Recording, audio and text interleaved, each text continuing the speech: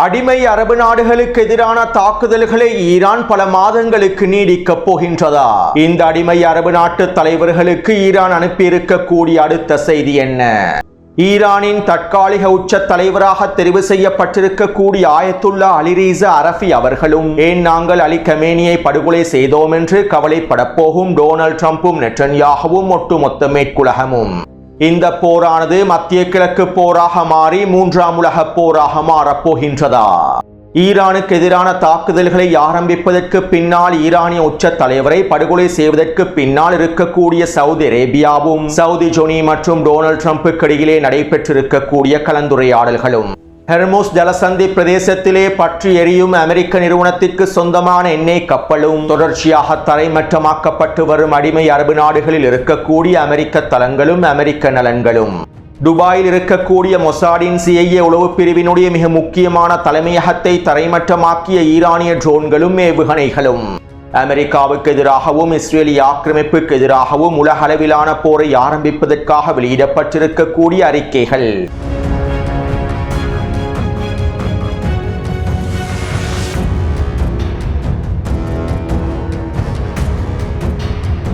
காசாவில் உள்ள Hamas PAG அமைப்பினர் மற்றும் ஏனைய எதிர்ப்பு குழுக்களும் பலஸ்தீனிய மக்களும் ஈரானிய உச்ச தலைவரின் தியாகத்திற்கான இரங்கல்களை தெரிவித்துள்ளார்கள். தியாகியான இஸ்லாமிய புரட்சியின் தலைவருக்கு நாங்கள் எங்களுடைய இரங்கலை தெரிவித்துக் கொள்கின்றோம். நாங்கள் ஈரான் இஸ்லாமிய குடியரசோடும் ஈரானிய மக்களோடும் இருக்கின்றோம். ஈரானிய மக்களுடனான ஒற்றுமையை வெளிப்படுத்துகின்றோம். பலஸ்தீனிய மக்களுக்காகவும் பலஸ்தீனிய எதிர்ப்புக்காகவும் அவர் பல தியாகங்களை மேற்கொண்டுள்ளார். பலஸ்தீனிய மக்களையும் பலஸ்தீனிய எதிர்ப்பையும் வலுப்படுத்துவதற்கு தேவையான அனைத்து உதவிகளையும் அவர் மேற்கொண்டுள்ளார். பலஸ்தீனத்திற்காக அவர் எந்த உதவிகளையும் செய்யாமல் விட்டதில்லை. இன்று அவர் தியாகியாக உயர்ந்த அந்தஸ்தை பெற்றுள்ளார். மேலும் இந்த சந்தர்ப்பத்திலே நாங்கள் எங்களுடைய இரங்கல்களையும் ஒற்றுமையையும் வெளிப்படுத்துகின்றோம். ஈரான் இஸ்லாமிய குடியரசுக்கு எதிரான ஆக்கிரமிப்பின் தாக்குதல்களை கண்டிக்கின்றோம். மேலும் ஈரானின் தொடர்ச்சியான பதிலடிகளை வரவேற்கின்றோம் என ஹமாஸ் PAG அமைப்பினர் மற்றும் ஏனைய எதிர்ப்பு குழுக்கள் ஒன்றிணைந்து கூட்டறிக்கைகளையும் வெளியிட்டுள்ளார்கள். பலஸ்தீனிய மக்களும் தியாகி அலி கமேனி அவர்களுக்கான இரங்கல்களை தெரிவித்து வருகின்றார்கள். அதே நேரம் மத்திய கிழக்கிலே ஈரான் மேற்கொண்டு வரக்கூடிய தாக்குதல்களுக்கு எதிராக துரோகி அர்துகான் கண்டன அறிக்கைகளை வெளியிட்டுள்ளார். எந்த காரணமாக இருந்தாலும் மத்திய கிழக்கில் இருக்கக்கூடிய எங்களுடைய நட்பு நாடுகளுக்கு எதிராக ஈரான் மேற்கொள்ளக்கூடிய தாக்குதல்களை நாங்கள் ஒருபொழுதும் ஏற்றுக்கொள்ளப் போவதில்லை. மத்திய கிழக்கில் இருக்கக்கூடிய அரபு நாடுகளுக்கு எதிராக ஈரான் மேற்கொண்டு வரக்கூடிய அனைத்து தாக்குதல்களையும் நாங்கள் வன்மையாக கண்டிக்கின்றோம். மேலும் இதற்காக ஈரானுக்கு எதிரான முடிவுகளை எடுப்பதற்கும் நாங்கள் தயாராகவே இருக்கின்றோம் என துரோகி அர்துகான் கண்டன அறிக்கைகள் மிரட்டல் அறிக்கைகளையும் வெளியிட்டுள்ளார். அதே போன்று ஐக்கிய அரபு அமீரகத்தின் உள்துறை அமைச்சகமும் ஈரானுக்கு எதிரான மிரட்டல்களை வெளியிட்டுள்ளது. ஐக்கிய அரபு அமீரகத்தின் இறையாண்மையை மீறக்கூடிய வகையில் ஈரான் தொடர்ச்சியான தாக்குதல்களை மேற்கொள்கின்றது. எங்களுடைய விமான நிலையங்களை இலக்கு வைத்தும் துறைமுகங்களை இலக்கு வைத்தும் தாக்குதல்கள் மேற்கொள்ளப்படுகின்றன. இவ்வாறு ஈரான் தொடர்ச்சியாக மேற்கொண்டு வரக்கூடிய தாக்குதல்களை நாங்கள் பார்த்து கொண்டு சும்மா இருக்க போவதில்லை. எங்களுடைய சிவப்பு கோடுகளை ஈரான் தாண்டுகின்றது. இதனால் விரைவில் நாங்கள் ஈரானுக்கு தகுந்த பதிலடிகளை வழங்குவோம் என்றும் இதற்குள்ளே ஈரான் தாக்குதல்களை நிறுத்திவிட வேண்டும் என்றும் ஐக்கிய அரபு அமீரகத்தினுடைய உள்துறை அமைச்சகம் ஈரானுக்கு எதிரான மிரட்டல்களை வெளியிட்டுள்ளது. இதே போன்று கத்தாரினுடைய வெளியுறவுத்துறை அமைச்சகமும் பஹ்ரைனினுடைய வெளியுறவுத்துறை அமைச்சகமும் சவுதி அரேபியாவினுடைய வெளியுறவுத்துறை அமைச்சகமும் ஈரானுக்கு எதிரான அறிக்கைகளையும் மிரட்டல்களையும் வெளியிட்டுள்ளார்கள். ஈரானுக்கு எதிரான அடுத்த கட்ட முடிவுகளை எடுக்கப் போவதாகவும் தெரிவித்துள்ளார்கள். மேலும் இதற்கமைவாக இன்றிரவு அவசர கூட்டத்தினை கூட்டப் போவதாகவும் அரபு அடிமைகள் ஒன்றிணைந்து ஈரானுக்கு எதிரான முடிவுகளை அறிவிக்கப் போவதாகவும் தற்போது அரேபிய ஊடகங்களின் மூலமாக செய்திகள் வெளியாகிய வண்ணம் இருக்கின்றன. அதே நேரம் ஈரானிய உச்ச தலைவர் அலி கமேனி அவர்கள் படுகொலை செய்யப்பட்டது தொடர்பாக அடிமை அரபு நாடுகள் எந்தவிதமான அறிக்கைகளையும் வெளியிடவில்லை. ஈரானுக்கு எதிரான தாக்குதல்களை மேற்கொண்ட அமெரிக்காவுக்கு எதிராகவோ இஸ்ரேலிய ஆக்கிரமிப்புக்கு எதிராகவோ ஈரானிய உச்ச தலைவரை படுகொலை செய்ததற்கு எதிராகவோ இந்த அடிமை அரபு நாடுகள் ஒரு கண்டன அறிக்கைகளை கூட வெளியிடவில்லை. மேலும் ஈரானிய உச்ச தலைவர் படுகொலை செய்யப்பட்டதற்காக ஈரானுக்கான இரங்கல் செய்திகளை கூட இவர்கள் தெரிவிக்கவில்லை. அது மட்டுமல்லாமல் ஈரானுக்கு எதிரான தாக்குதல்களை ஆரம்பிப்பதற்கு பின்னாலும் ஈரானிய உச்ச தலைவரை படுகொலை செய்வதற்கு பின்னாலும் சவுதி அரேபியாவினுடைய பட்டத்து இளவரசர் முகமது பின் சல்மான் என்கின்ற சவுதி ஜொனியே காணப்படுவதாக தற்போது தகவல்கள் வெளியாகியுள்ளன. அதாவது ஈரானுக்கு எதிரான தாக்குதல்களை ஆரம்பிப்பதற்கு 2 தினங்களுக்கு முன்பே சவுதி ஜொனியும் டொனால்ட் ட்ரம்பும் தொலைபேசி உரையாடல்களை மேற்கொண்டுள்ளார்கள். இதன்போது ஈரானுக்கு எதிரான அவசரமான தாக்குதல்களை மேற்கொள்ளுமாறு முகமது பின் சல்மான் என்கின்ற சவுதி ஜொனி டொனால்ட் ட்ரம்புக்கு உச்சழுத்தங்களை வழங்கியுள்ளார். கூறியுள்ளார். அது மட்டுமல்லாமல் ஈரானிய உச்ச தலைவரை படுகொலை செய்வதற்கான முழுமையான சம்மதத்தையும் சவுதி ஜோனி டொனால்ட் ட்ரம்புக்கு வழங்கி இருப்பதாகவும் இந்த படுகொலை தாக்குதலினால் வரக்கூடிய விளைவுகளை சமாளிப்பதற்கு டொனால்ட் ட்ரம்போடு ஒன்றிணைந்து செயற்படுவதாகவும் சவுதி ஜோனி உறுதியளித்திருப்பதாகவும் தகவல்கள் வெளியாகியுள்ளன. அத்தோடு இன்று காலையும் சவுதி ஜோனி டொனால்ட் ட்ரம்போடு தொலைபேசியில் உரையாடியுள்ளார். ஈரான் தொடர்ச்சியாக மத்திய கிழக்கை இலக்கு வைத்து தாக்குதல்களை மேற்கொண்டு வருகின்றது. ஈரான் இந்த தாக்குதல்களை அவசரமாக நிறுத்த வேண்டும். இந்த தாக்குதல்களை ஈரான் நிறுத்துவதற்கான உச்ச அழுத்தங்களையும் அடுத்த கட்ட தாக்குதல்களையும் ஈரானுக்குள் மேற்கொள்ள வேண்டும். ஈரானுடைய தலைவர்கள் யாரையும் விட்டு வைக்காமல் முழுமையாக ஈரானின் கதையை முடிக்க வேண்டும் என சவுதி ஜோனி டொனால்ட் ட்ரம்பிடம் கோரிக்கைகளை முன்வைத்துள்ளார். இந்த நிலைமை நீடிக்கும் பட்சத்தில் ஒட்டுமொத்த மத்திய கிழக்கினுடைய பொருளாதாரமும் முடக்கப்படும் என்பதனால் எப்படியாவது இந்த நிலைமை நீடிப்பதற்கு முன்பு ஈரானை முடிவுக்கு கொண்டு வருமாறு சவுதி ஜோனி இன்று காலை டொனால்ட் ட்ரம்புக்கு கோரிக்கைகளையும் ஆலோசனைகளையும் வழங்கியிருப்பதாக தெரிவிக்கப்படுகின்றது.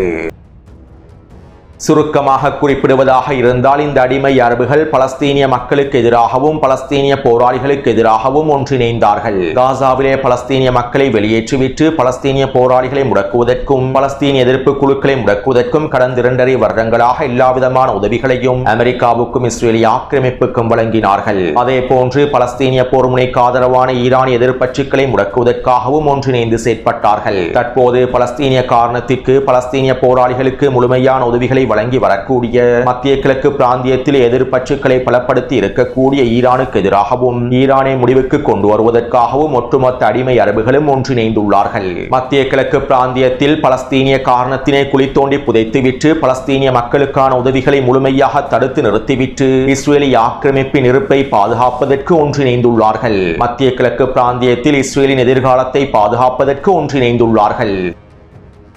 அடுத்து ஈரான் அதனுடைய அதிரடியான தாக்குதல்களை நிறுத்தவில்லை. அடிமை அரபு நாடுகளில் இருக்கக்கூடிய அமெரிக்க நலன்களுக்கு எதிரான உச்சக்கட்ட தாக்குதல்களை ஈரான் மேற்கொண்டு வருகின்றது. மணித்தியாலத்திற்கு ஒரு முறை என அடிமை அரபு நாடுகளில் இருக்கக்கூடிய அமெரிக்க தளங்களுக்கு எதிராகவும் அமெரிக்க நலன்களுக்கு எதிராகவும் வீரியமான தாக்குதல்கள் மேற்கொள்ளப்பட்டு வருகின்றன. இந்த தாக்குதல்கள் தொடர்பான காணொலிகள் அனைத்தையும் டெலிகிராம் சேனலில் தொடர்ச்சியாக பதிவிட்டு வருகின்றேன். அத்தோடு இன்று மதியம் துபாயிலே இருக்கக்கூடிய ஒரு பாதுகாப்பு கட்டிடத்தை இலக்கு வைத்து ஈரான் ட்ரோன் தாக்குதல்களை மேற்கொண்டிருந்தது. குறித்த பாதுகாப்பு கட்டிடமானது துபாய் பாதுகாப்பு அமைச்சகத்திற்கு கீழால் இயங்கக்கூடிய கட்டிடமாகும். மேலும் குறித்த கட்டிடத்தில் தான் மொசாட் மற்றும் CIA உளவு பிரிவினுடைய தலைமையகமும் காணப்படுகின்றது. இந்த தலைமையகத்தை இலக்கு வைத்து இந்த தாக்குதல் மேற்கொள்ளப்பட்டுள்ளன. மேலும் இந்த தாக்குதலிலே குறித்த தலைமையகத்திற்குள் உயிரிழப்புகள் ஏற்பட்டிருப்பதாகவும் தெரிவிக்கப்படுகின்றது. இருப்பினும் ஐக்கிய அரபு அமீரகத்தினுடைய அரசாங்கம் உயிரிழப்புகள் தொடர்பான ஏனைய இழப்புகள் தொடர்பான தகவல்களை முழுமையாக மூடி மறைத்து வருகின்றது. உச்ச ஊடக தணிக்கைகளையும் செயற்படுத்தியுள்ளது. அதே போன்று சவுதி அரேபியாவிலும் பல வெடிப்புகள் பதிவாகியுள்ளன. சவுதி அரேபியாவில் இருக்கக்கூடிய அமெரிக்க ராணுவ கட்டளை தளத்திற்கு எதிராக தொடர்ச்சியான தாக்குதல்கள் மேற்கொள்ளப்படுகின்றன. இருப்பினும் சவுதி அரேபியாவில் இருக்கக்கூடிய அமெரிக்க தளங்களுக்கு எதிரான தாக்குதல்கள் தொடர்பான காணொலிகள் வெளியாகுவதில்லை. ஏனென்றால் சவுதி அரேபியா உச்ச ஊடக தணிக்கையை மேற்கொண்டு வருகின்றது. யாராவது குறித்த தாக்குதல்கள் இழப்புகள் தொடர்பான காணொலிகளை பதிவிட்டால் அவர்களை கைது செய்வதற்கும் சவுதி அரேபியா உத்தரவிட்டுள்ளது. இதனால் தான் சவுதி அரேபியாவில் மேற்கொள்ளப்படக்கூடிய தாக்குதல்கள் தொடர்பான காணொலிகள் வெளிப்படுத்தப்படுவதில்லை. அடுத்து இன்று மதியம் ஓமானில் இருக்கக்கூடிய துறைமுகத்தை இலக்கு வைத்தும் ஈரான் ட்ரோன் தாக்குதல்களை மேற்கொண்டிருந்தது. இதனால் தற்போது ஓமானிய துறைமுகமும் முழுமையாக இழுத்து மூடப்பட்டுள்ளது. அதே போன்று ஈராக்கின் குர்திஸ்தான் பிரதேசத்திலே அதிரடியான தாக்குதல்கள் மேற்கொள்ளப்பட்டு வருகின்றன. ஏபில் பிரதேசத்தில் இருக்கக்கூடிய அமெரிக்க கட்டளை தளங்களுக்கு எதிராக ஈராக்கிய எதிர்ப்பு குழுக்கள் தொடர்ச்சியான தாக்குதல்களை மேற்கொண்டு வருகின்றார்கள். மேலும் ஈரானினுடைய வான்படையினரும் ஈராக் குர்திஸ்தான் பிரதேசத்தில் இருக்கக்கூடிய அமெரிக்க தளங்களுக்கு எதிராக தாக்குதல்களை மேற்கொண்டிருப்பதாக அறிவித்துள்ளார்கள். அத்தோடு ஹெர்முஸ் ஜலசந்தி பிரதேசத்திலே அமெரிக்க நிறுவனம் ஒன்றுக்கு சொந்தமான எண்ணெய் கப்பல் ஒன்றை இலக்கு வைத்து ஈரான் அதிரடியான தாக்குதல்களை மேற்கொண்டிருந்தது. இந்த தாக்குதலினால் குறித்த எண்ணெய் கப்பலில் பணிபுரியக்கூடிய பலர் கொல்லப்பட்டிருப்பதாகவும் பலர் படுகாயங்களுக்குள்ளாக்கப்பட்டிருப்பதாகவும் தெரிவிக்கப்படுகின்றது. மேலும் தற்போது குறித்த எண்ணெய் கப்பலானது தீப்பற்றி எரிகின்றது. இவ்வாறு தீப்பற்றி எரியக்கூடிய எண்ணெய் கப்பலின் காணொலிகளை டெலிகிராம் சேனலில் பதிவிட்டுள்ளேன். தற்போது இலங்கை உட்பட பல நாடுகளில் எரிபொருள் நெருக்கடிகள் உருவாகிவிட்டன. எரிபொருளினுடைய விலையானது பல மடங்கினால் அதிகரித்துக் கொண்டு செல்கின்றன. மேலும் உலகளாவிய ரீதியில் எரிபொருள் தட்டுப்பாடு ஏற்படுவதற்கான வாய்ப்புகள் அதிகரித்துக் கொண்டே செல்கின்றன. அது மட்டுமல்லாமல் இனி வரக்கூடிய மணித்தியாலங்களில் ஈரான் எண்ணெய் கப்பல்களை இலக்கு வைத்து தாக்குதல்களை ஆரம்பிப்பதற்கான வாய்ப்புகளும் அதிகமாகவே உள்ளன. மத்திய கிழக்கில் இருக்கக்கூடிய அமெரிக்க தளங்களை புலந்து கட்டுவதை போன்று ஹெர்முஸ் ஜலசந்தி பிரதேசத்தில் எண்ணெய் கப்பல்களை புலந்து கட்டுவதற்கு ஈரான் ஆரம்பித்தால் ஒட்டுமொத்த உலகமும் ஸ்தம்பித்துவிடும். மேலும் இதற்கான பாதையை நோக்கிய ஈரானினுடைய நகர்வுகள் செல்கின்றன.